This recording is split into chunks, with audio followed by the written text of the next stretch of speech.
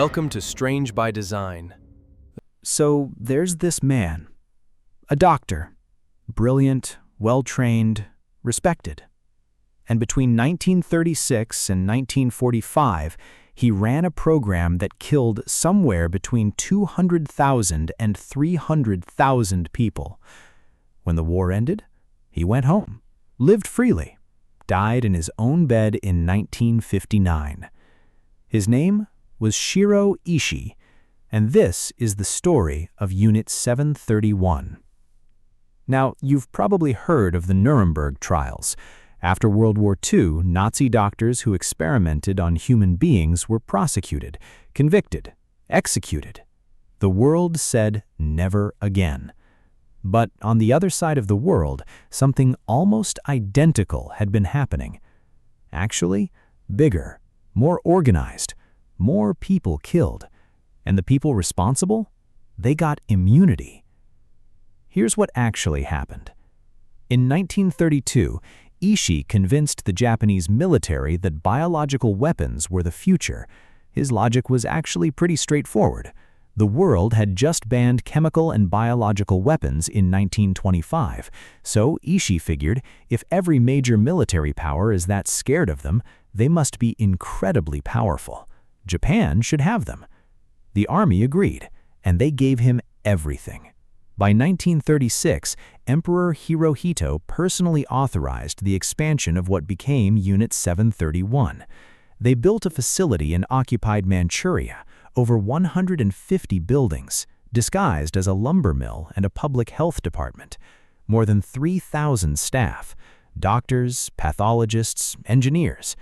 Ishii personally recruited from Japan's top medical schools, showing films of the experiments to attract promising young physicians. The victims were called marutas. That's the Japanese word for logs. That's what the staff called the human beings inside those cells. Logs. What happened inside is almost impossible to describe. Prisoners were deliberately infected with plague, cholera, and anthrax to watch the disease progress without treatment. They were subjected to surgery while conscious, without anesthesia, because Ishii believed anesthesia would contaminate the results.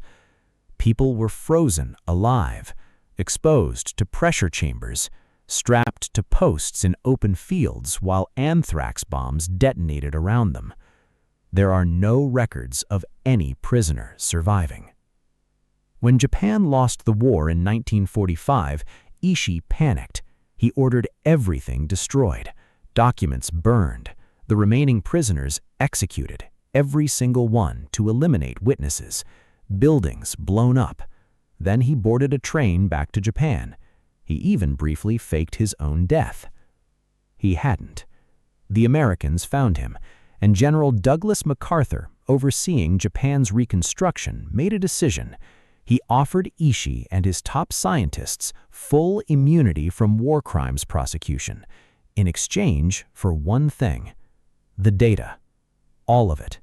Every file, every autopsy report, every result produced by years of experiments on thousands of human beings. The U.S. wanted it because they knew they could never produce that data themselves, and they wanted it before the Soviet Union could get it. This isn't a conspiracy theory. It's in the declassified documents.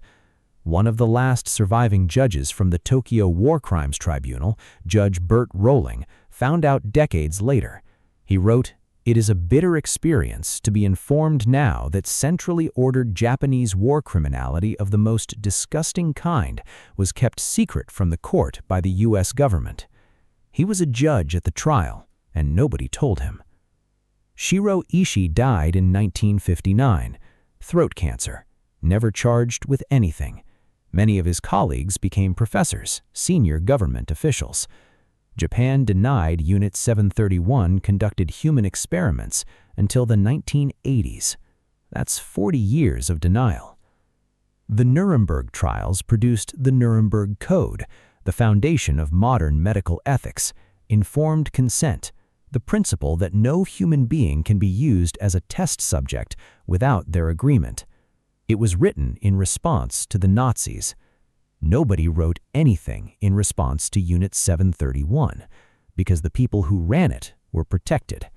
And the country that prosecuted Nazi doctors at Nuremberg was the same country that quietly made sure Ishii got to die in his own bed. That's the part that stays with you. Are you guilty? Yes. Immunity. Give him immunity.